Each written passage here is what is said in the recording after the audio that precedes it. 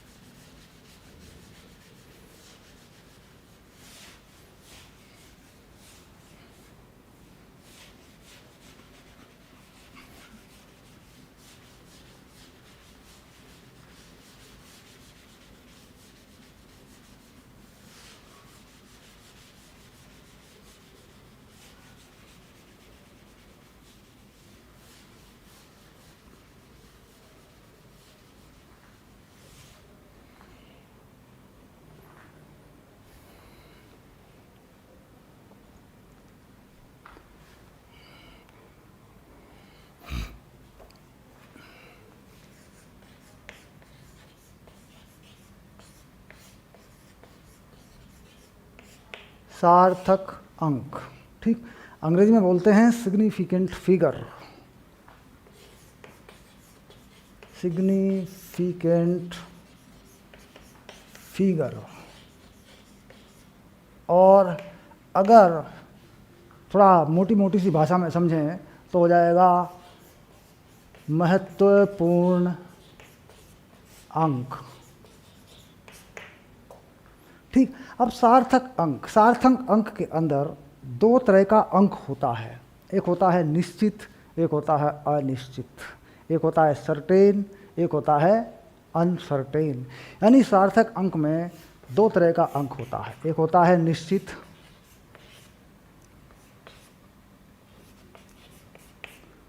एक होता है अनिश्चित।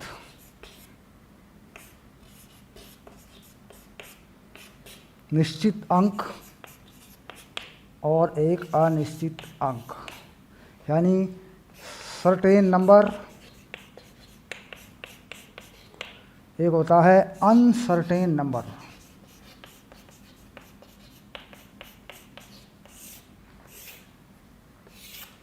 अब अनिश्चित और निश्चित अंक से मतलब क्या है? देखिए, जब भी कोई गणना की जाती है तो उसमें कुछ निश्चितता होती है कि नहीं, इतनी बात तो पक्की है, इतनी बात तो कन्फर्म है, लेकिन उसमें कुछ अनिश्चितता भी होती है, तो वो अंक भी इसमें लिख दिया जाता है। अब उसमें क्या होता है, जैसे मान लीजिए हम, जैसे मैंने अभी बताया था कि यहाँ पर मान लीजिए मैं मिलीमीटर में देखता हूँ, मिलीमीटर में लिखता हूँ नंबर, तो मिलीमीटर में 1 मिलीमीटर की गड़बड़ है, वो आधा मिलीमीटर है या उससे कम है, तो वो क्या है? अनिश्चित अंक है। जैसे मान लीजिए हम समय की बात करते हैं, समय को देखते हैं और समय को लिखते हैं सेकंड में, तो सेकंड में लिखा गया समय दशमलव के 1 स्थान तक कहीं ना कहीं कैलकुलेट हो सकता है, लेकिन अगर दशमलव के 2 स्थान आ जाएँ, 2 स्थानों पे आ जाए, मान लो मैं लिख दूँ 1.63 सेकंड,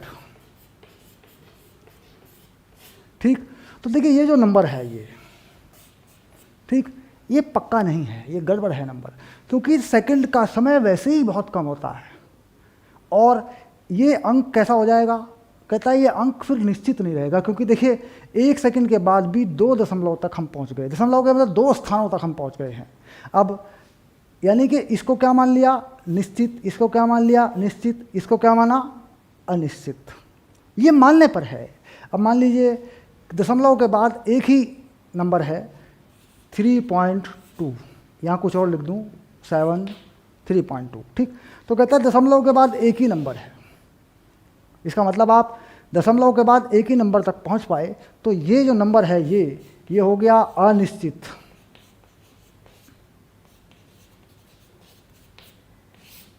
और ये हो गए निश्चित। अब यहाँ अगर देखें इस संख्या के अंदर तो 3 सार्थक अंक हैं, 1 2 3, जिसमें 2 निश्चित हैं और इसमें 3 निश्चित हैं, 1 अनिश्चित है, 4 सार्थक अंक हैं। सार्थक अंकों में जो है कोई अपनी तरफ से घटाया या बढ़ाया नहीं जाता। सार्थक अंक जब कहीं लिखे जाते हैं, जब कोई माप या मापन किया जाता है तो मापन करने वाला व्यक्ति उस संख्या को ऐसे लिखता है कि उसमें ये पता चल जाए कि यहाँ तक इसकी शुद्धता, इसकी निश्चितता है, यहाँ इसमें भ्रम यानी यहाँ इसमें गड़बड़ी हो सकती है, यानी ये अनिश्चित अंक है। अब देखिए, अगर दशमलव के बाद 2 अंक आते हैं तो एक को निश्चित मान लिया जाता है, बाकी सबको अनिश्चित मान लिया जाता है। अगर दशमलव के बाद एक ही अंक आता है तो उसे अनिश्चित मान लिया जाता है, उससे पहले के अंकों को निश्चित मान लिया जाता है। ये दशमलव के बाद आने वाले अंकों पर है। तो ये बात क्लियर हुई कि निश्चित या अनिश्चित अंक कैसा होता है। ठीक, निर्भर करता है दशमलव के बाद, और उसके लिए 2 बातें हैं बस, इससे ज़्यादा कुछ नहीं है। अब बात करेंगे कि सार्थक अंक कितने होते हैं, कैसे गिने जाते हैं। ठीक, तो यहाँ पे देखा जाए तो सभी का महत्व है, सभी सार्थक अंक हैं, इसमें 3 हैं, इसमें 4 हैं। अब दशमलव से पहले के शून्य या दशमलव के बाद संख्या के पहले के शून्य सार्थक अंक नहीं होते। सबसे पहली बात मैं आपको बता दूं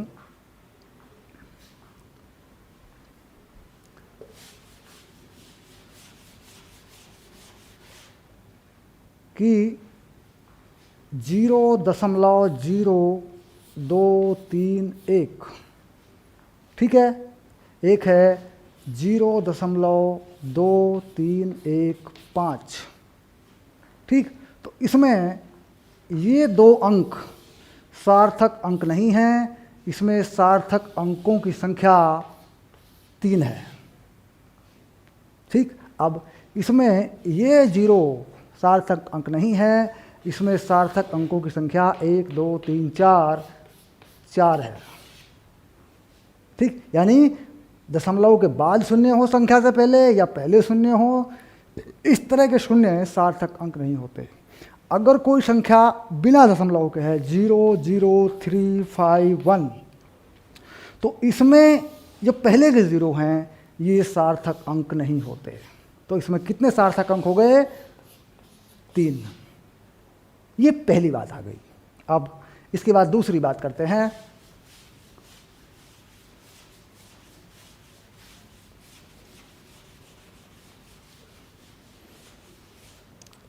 कहता है दशमलव के बाद के जितने भी अंक हैं, चाहे उनमें 0 हो चाहे ना हो, वो सार्थक अंक होते हैं। जैसे मान लीजिए 2.300।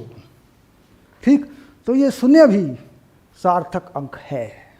ठीक, अब इसमें कितने सार्थक अंक हैं? इसमें है 4 सार्थक अंक हैं, 1 2 3 4। ठीक, अब इसके बाद 213.010, इसमें कितने सार्थक अंक हैं? कहता है यहाँ का शून्य सार्थक अंक होता है क्योंकि उससे पहले संख्या है। तो 1 2 3 4 5 6, तो कुल मिला के 6 सार्थक अंक हैं।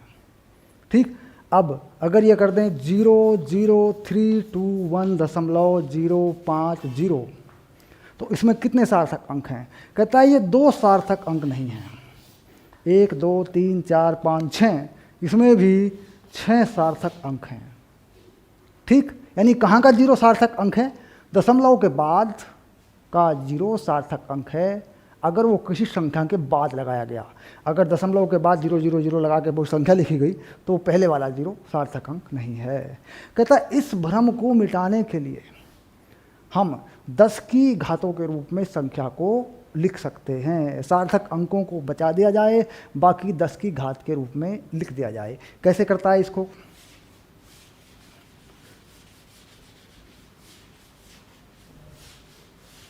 मान लीजिए मैंने समझ लिया कि एक संख्या है 0.00351, तो मैंने समझ लिया कि इसमें 3 सार्थक अंक हैं, और अगर मैं यहाँ 0 लगा दूँ तो 4 सार्थक अंक हो जाएंगे, क्योंकि इससे पहले के नंबर सार्थक अंक 0 नहीं होते।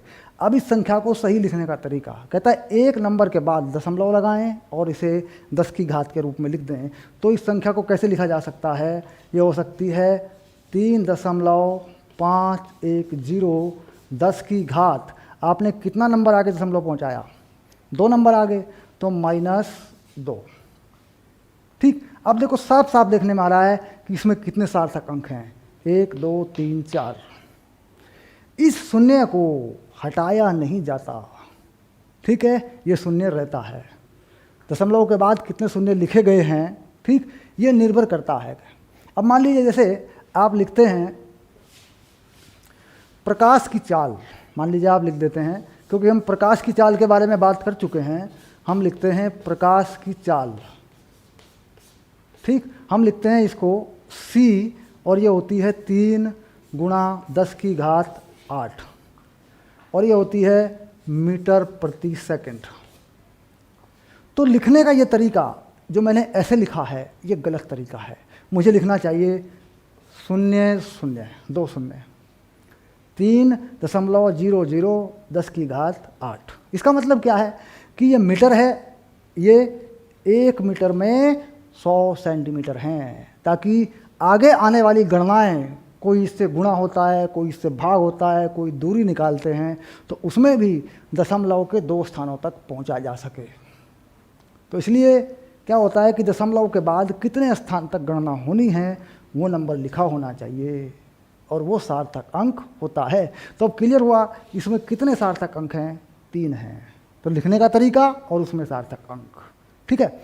अब बात करते हैं गुणा में भाग में सार्थक अंक किस प्रकार काम करता है।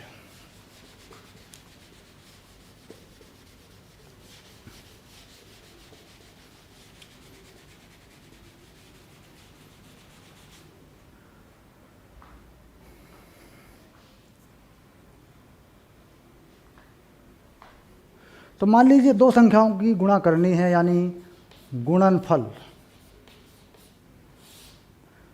संख्या है क्या? मान लीजिए 1.230 गुणा 5.21, ये गुणा है मान लीजिए, ठीक। तो इसमें हमें देखना पड़ेगा कि दशमलव के बाद कितने सार्थक अंक हैं कम से कम। अब देखो 2, ठीक, और कम से कम सार्थक अंक कितने हैं? 3। तो दोनों बातों पर ध्यान रखना पड़ेगा हमें। जो आंसर आएगा वो कम से कम जो सार्थक अंक हैं उनमें होना चाहिए, और अगर उनसे भी आगे बढ़ता है तो कम से कम दशमलव के बाद सार्थक अंकों की संख्या बढ़नी नहीं चाहिए। यानी अगर हम इसे गुणा करें तो ये हमारा 3 अंकों में आ जाना चाहिए, लेकिन हम देख रहे हैं कि ज़्यादा आएगा ये, तो फिर 3 अंकों में ही इसको रखेंगे हम। इसका मतलब यह है अगर आखिरी अंक जो है वो 5 से ज़्यादा हो जाता है तो उसके लिए 1 जोड़ देंगे अंतिम वाले में। अगर हम इसकी गणना करें, इसकी गुणा करें, तो ये नंबर कितना बनता है, उसमें कई अंक आएंगे, हम इसका आंसर 3 अंकों में लिखेंगे। और अगर अंत में नंबर 5 से ज़्यादा होता है तो उसे राउंड अप करके 1 बढ़ा के लिख देंगे हम, लेकिन हमें कम से कम में ही इसको लिखना है। अब मान लीजिए जैसे आप भाग करते हैं तो यही बात भाग पर भी लागू है। सार्थक अंकों में कम से कम सार्थक अंकों का इस्तेमाल करते हैं, जो फाइनल आंसर होता है, जो उत्तर होता है उसको लिखने में, ठीक। तो ये बातें थी सार्थक अंकों के बारे में।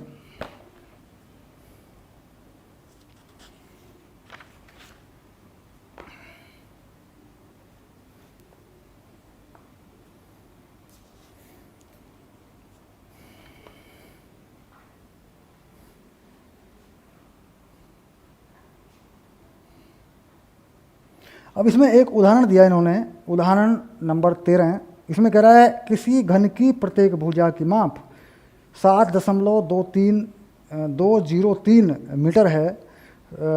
उचित सार्थक अंकों तक घन का कुल पृष्ठ का क्षेत्रफल एवं आयतन पता करिए। तो उदाहरण करा देता हूँ मैं। ये है उदाहरण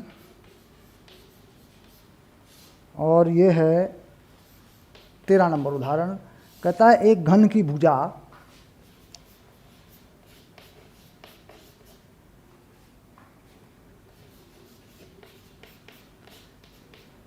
बताई जा रही है 7.203, ये बताई जा रही है मीटर में। ठीक, अब मान लीजिए कोई गुणा की जाती है, कोई भाग की जाती है। देखिए सार्थक अंकों की संख्या कितनी है, 1 2 3 4। तो बस समझ लीजिए कि जो आंसर है वो 2 3 4 यानी 4 सार्थक अंकों में ही होना चाहिए। अब बात करते हैं पृष्ठ का क्षेत्रफल। पृष्ठ का क्षेत्रफल तो ये कितना आएगा, 6 पृष्ठ होते हैं घन में, और एक पृष्ठ का क्षेत्रफल 7.203 का वर्ग। तो ये वैल्यू जो आ रही है, ये आ रही है 311.299254 299,254। ठीक, अब देखो इसमें कितने सार्थक अंक हैं, 1 2 3 4 5 6 7 8 9, लेकिन हमें आंसर कितने में लिखना है, 4 में। तो यहाँ जो 9 है ये, इसका 1 बढ़ा दो, यहाँ कर दो, 2 में जोड़ दो उसको, तो कितना बन गया 311.3, बस ये बन गया मीटर स्क्वायर, वर्ग मीटर, है ना। तो कुल मिला के ये बन गया एरिया। इसी प्रकार इसका आयतन है, आयतन यानी 3 बार गुणा करना, तो उसमें भी बहुत सारे अंक आएंगे। हमें उसे आंसर को भी इसी प्रकार छोटा कर देना है, 4 सार्थक अंकों में बना देना है उसको भी। ठीक, इसी प्रकार अगला सवाल है 14। किसी पदार्थ के 5.74 ग्राम का आयतन इतना है, उसमें रखते हुए घनत्व होता है द्रव्यमान बटे आयतन, उसमें कम से कम जो सार्थक अंक हैं वो 2 हैं। घनत्व जो आयतन है 1.2 घन सेंटीमीटर है। तो आंसर भी हम 2 सार्थक अंकों में ही देंगे, यानी किसी की गुणा हो किसी की भाग हो, उसमें जो कम से कम सार्थक अंक होते हैं आंसर भी उसी में देना चाहिए या दिया जाता है, ये सही माना जाता है। अब सार्थक अंक के बाद बात करते हैं भौतिक राशियों की विमाएं। ओके, यानी dimension of physical quantity. Okay,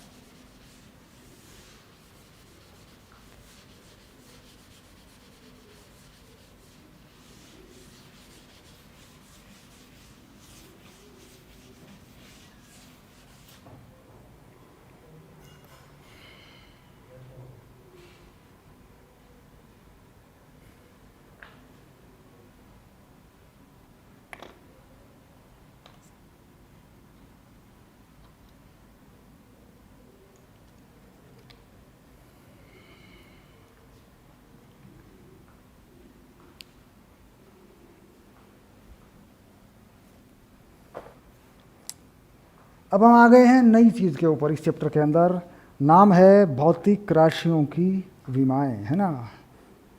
तो बात आ गई भाई, भौतिक राशियों की विमाएं कैसे लिखी जाती हैं। भौतिक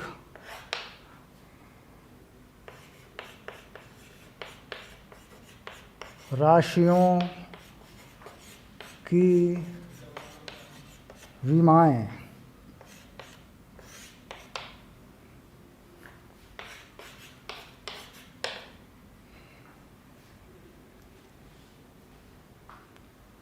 विमा यानी डायमेंशन, ठीक। तो डायमेंशन ऑफ फिजिकल क्वांटिटी अंग्रेजी में लिख देता हूँ, डायमेंशंस ऑफ फिजिकल क्वांटिटीज।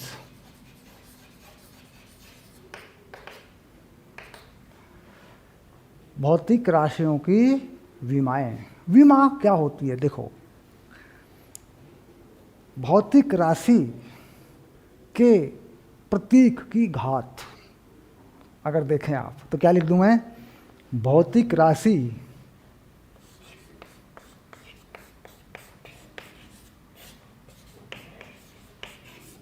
के प्रतीक की घात, पावर, ठीक। अब जैसे मान लो मैं लिख दूं कि मेरे पास मीटर है और मीटर की घात 2 है, और इससे बनता क्या है? इससे बनता है कोई भी क्षेत्रफल, ठीक। तो ये जो 2 है यही है विमा, बस। लेकिन इसमें एक बात होती है कि यहाँ जब भौतिक राशि इस्तेमाल की जाती है वो की जाती है फंडामेंटल यूनिट, ठीक, यानी जो मूल मात्रक है उसके पदों में। तो भौतिक राशि के प्रतीक की विमा, प्रतीक की घात, ठीक। तो भौतिक राशि कौन सी? मूल मात्रक। तो मूल मात्रकों के प्रतीकों की घात, ऐसा हो जाएगा ये, ठीक। तो क्या करेंगे? कौन सी भौतिक राशि लेंगे? भौतिक राशि ये रखी जाएगी मूल मात्रक, ठीक। अब मूल मात्रक कौन से हैं? 7 मूल मात्रक हैं, जिसमें से 3 ज़्यादातर काम करते हैं, द्रव्यमान, समय और लंबाई, ठीक। तो उनकी जो घात बनेगी फॉर्मूले में वो क्या हो जाएगी? विमा। तो विमा यानी सिंपल सी चीज़ है, किसी मात्रक के ऊपर जो घात लगी है उसे विमा कहते हैं, बस, ठीक। अब कुछ विमाएं बनाकर देखते हैं, ठीक। कुछ विमाएं बनाकर देखते हैं, यानी कुछ विमीय सूत्र बनाकर देखते हैं।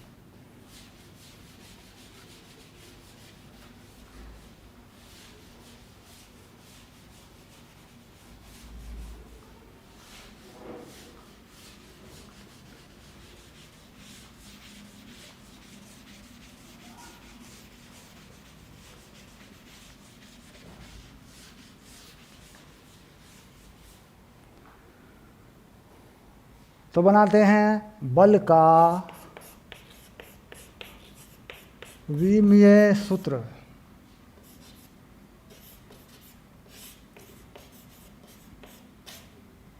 ठीक।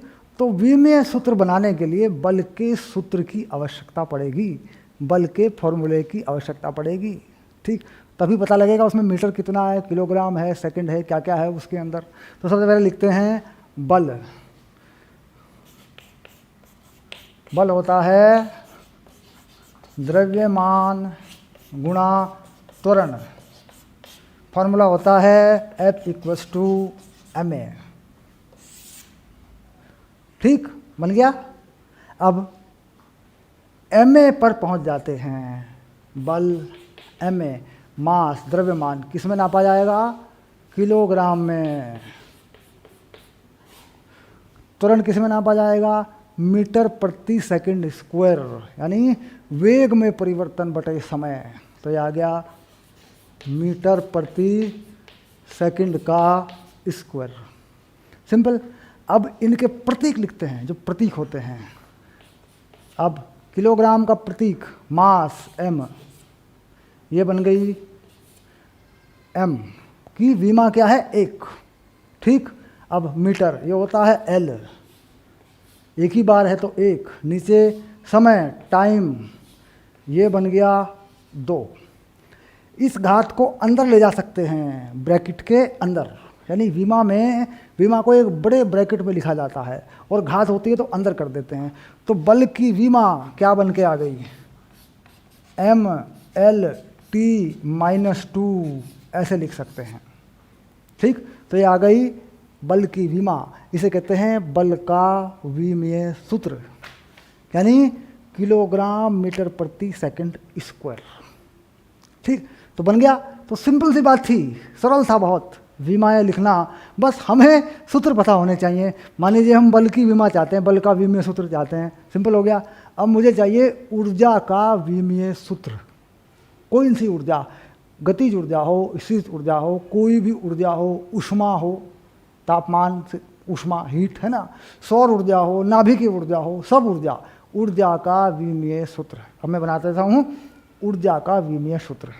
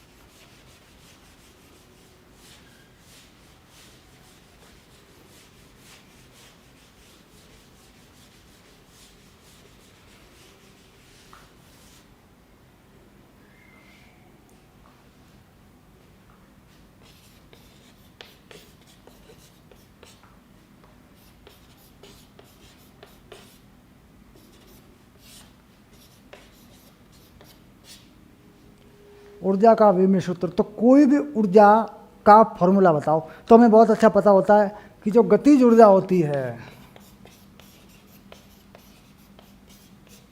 वो होती है 1/2 mv², जिसमें ये जो v है ये है चाल, जिसको कहते हैं स्पीड,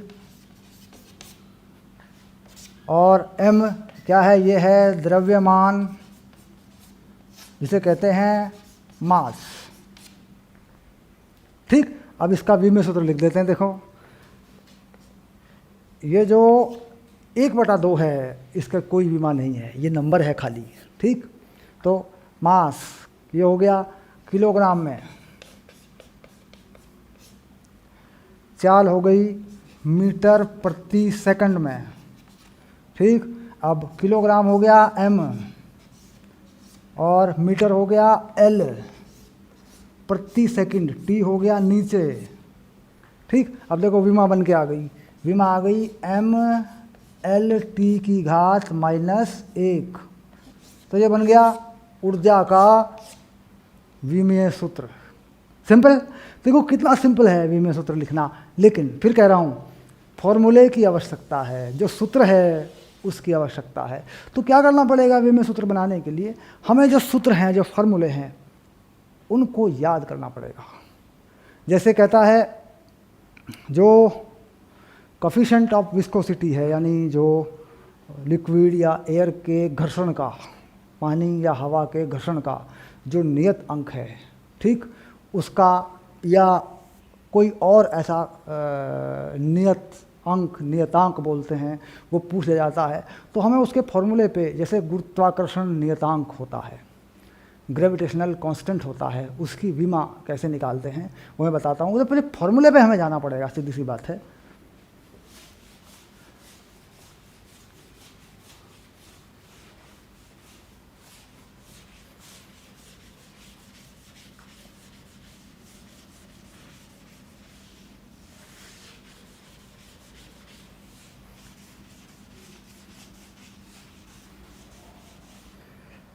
अब क्या कहता है, न्यूटन के अनुसार जो गुरुत्वाकर्षण बल है दो द्रव्यमानों में वो कितना है। मान लो दो द्रव्यमान हैं, ये है m1 और एक है m2, और ये रखे हैं r की दूरी पर। ठीक, तो इनके बीच में जो बल है, आकर्षण बल है, उसको F मान लेता हूँ। तो F होता है G(m1m2/r²। तो मुझे चाहिए G की विमा या G का विमीय सूत्र, उसके लिए मैं क्या करता हूँ, बाकी सबके विमीय सूत्र लिख देता हूँ, जी का निकाल देता हूँ। तो देखो कैसे, अभी मैंने पता लगाया कि जो बल का विमीय सूत्र है वो है mL_T-2 जी। mm 2 बार है मास, यानी द्रव्यमान 2 बार है, तो कितना हो जाएगा m2। r यानी दूरी, यानी मीटर में लंबाई, तो ये भी 2 बार ऐसे। अब इन सब को इधर ले आओ, देखो m की यहाँ घात कितनी है 1, इधर कितनी है 2, अपॉन में आ जाएगी, तो कितनी बचेगी m की घात, m की घात हो जाएगी -1। l यहाँ कितनी घात है 2, यहाँ कितनी है 1, तो गुणा में जाएगी, तो कितनी हो जाएगी 3, l की घात 3। घात यानी विमा, और समय इधर माइनस में 2 है, इधर है नहीं, तो ठीक। अब देखो ये बन गई जी की विमा, ठीक। तो जी का विमीय सूत्र आ गया m-1L3T-2, ये है जी का विमीय सूत्र। किलोग्राम मीटर क्यूब प्रति सेकंड स्क्वायर, है नी, प्रति किलोग्राम मीटर क्यूब प्रति सेकंड स्क्वायर, इस तरीके से, ठीक है। यही है जी का विमीय सूत्र, और यही है जी का व्युत्पन्न मात्रक। मूल मात्रकों के पदों में लिखा गया मात्रक व्युत्पन्न मात्रक, डेरिवेटेड या ड्राइड यूनिट।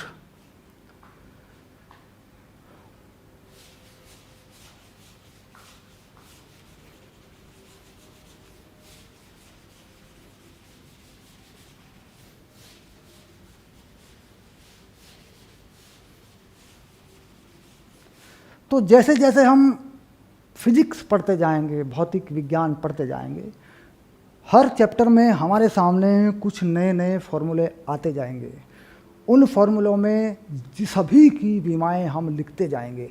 हम पहले से सबकी विमाएँ याद नहीं कर सकते, क्योंकि हमारे पास सारे सूत्र नहीं हैं। हम कुछ विमाएँ याद कर सकते हैं, जैसे क्षेत्रफल की विमा, आयतन की विमा, वेग की विमा, चाल की विमा, त्वरण की विमा, ऊर्जा की विमा, बल की विमा, संवेग की विमा, कुछ विमाएँ याद कर सकते हैं जो हमें सरलता से पता हैं। लेकिन फिजिक्स में बहुत फार्मूले हैं, तो सबकी विमाएँ हम याद नहीं कर सकते।